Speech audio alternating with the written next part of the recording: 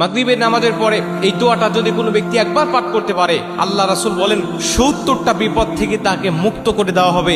আর এই ৭০টা বিপদের মধ্যে সবচেয়ে ছোট্ট বিপদ যেটা, সেটা হলো দারিদ্রতা। আপনি ৭ বার করে পাঠ করবেন, দেখবেন যে আল্লাহ রাব্বুল আলামিন আপনার সব বিপদ আপদ বালা মুসিবত থেকে হেফাজত করে নিয়েছে। আর আপনাকে আল্লাহ পাক যখন হালাল রিজিক দান করবে, আপনার দারিদ্রতা বিমোচন করে দিবে, দূর করে দিবে, তখন দেখবেন যে অনেক বিপদ বালা মুসিবত আল্লাহ পাক আপনার কাছ থেকে অনেক দূরে হটায় নিয়েছে।